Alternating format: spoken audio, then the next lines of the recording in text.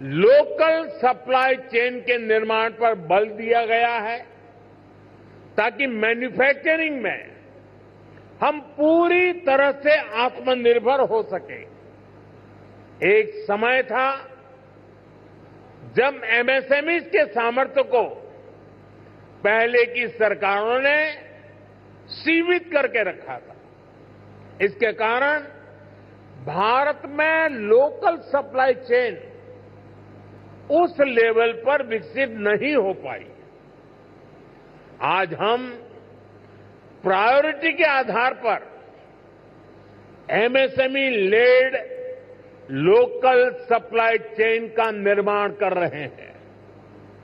इसके लिए एमएसएमई की डेफिनेशन को और सुधारा गया है।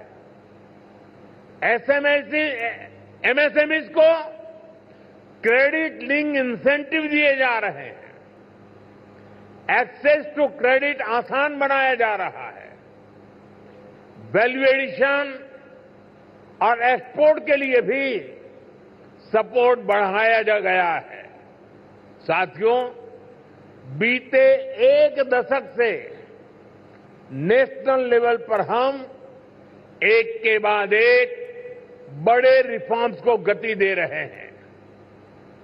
अब स्टेट और लोकल लेवल पर भी रिफॉर्म्स को एनकरेज किया जा रहा है। मैं आपके बीच स्टेट डीरेगुलेशन कमीशन की चर्चा जरूर करना चाहता हूं, जिसके विषय में बजट में बात हुई है। हम राज्यों के साथ निरंतर बातचीत कर रहे हैं। राज्यों के साथ मिलकर बीते वर्षों में हमने 40,000 से ज्यादा कंप्लायंसेस को कम किया है। बीते सालों में ऐसे 1500 कानूनों को खत्म किया गया है जो अपना महत्व खो चुके थे। हमारा मकसद यही है कि ऐसे रेगुलेशंस की पहचान हो जो ईज ऑफ डूइंग बिजनेस के रास्ते में रोड़ा है। डीरेगुलेशन कमीशन राज्यों में इन्वेस्टमेंट फ्रेंडली रेगुलेटरी इकोसिस्टम बनाने में मदद करेगा। साथियों, बजट में ही हमने बेसिक कस्टम ड्यूटी स्ट्रक्चर को भी सिंप्लीफाई किया है। इंडस्ट्री के लिए जरूरी कई इनपुट्स पर रेट्स कम किए हैं। कस्टम केसेस की असेसमेंट के लिए भी एक टाइम लिमिट तय की जा रही है। इसके अलावा नए सेक्टर्स को प्राइवेट एंटरप्रेन्योरशिप के लिए इन्वेस्टमेंट के लिए खोलने का दौर भी जारी है। इस वर्ष हमने nuclear energy, bio manufacturing, critical minerals की प्रोसेसिंग, लिथियम बैटरी की मैन्युफैक्चरिंग, ऐसे अनेक नए एवेन्यूज इन्वेस्टमेंट के लिए ओपन किए गए हैं।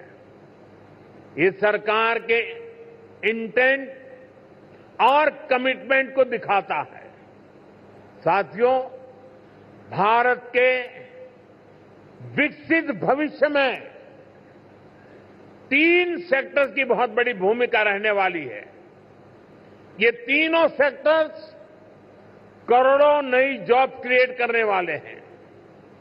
ये सेक्टर्स हैं टेक्सटाइल, टूरिज्म और टेक्नोलॉजी।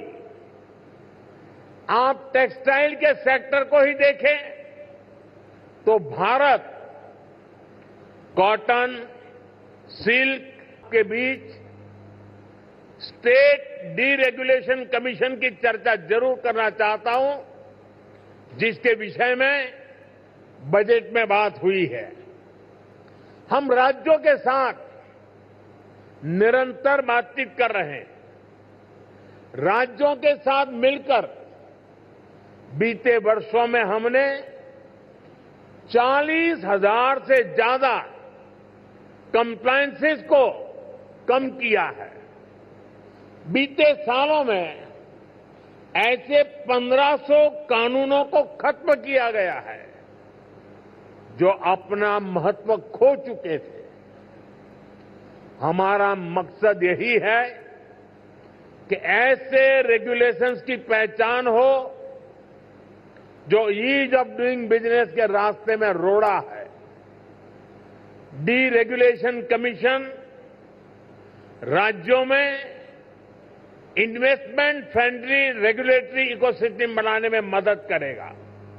साथियों, बजट में ही हमने बेसिक कस्टम ड्यूटी स्ट्रक्चर को भी सिंप्लीफाई किया है। इंडस्ट्री के लिए जरूरी कई इनपुट्स पर रेट्स कम किए हैं। कस्टम केसेस की असेसमेंट के लिए भी एक टाइम लिमिट तय की जा रही है। इसके अलावा नए सेक्टर्स को प्राइवेट एंटरप्रेन्योरशिप के लिए इन्वेस्टमेंट के लिए खोलने का दौर भी जारी है। इस वर्ष हमने nuclear energy, bio manufacturing, critical minerals की प्रोसेसिंग, लिथियम बैटरी की मैन्युफैक्चरिंग, ऐसे अनेक नए एवेन्यूज इन्वेस्टमेंट के लिए ओपन किए गए हैं। ये सरकार के इंटेंट और कमिटमेंट को दिखाता है।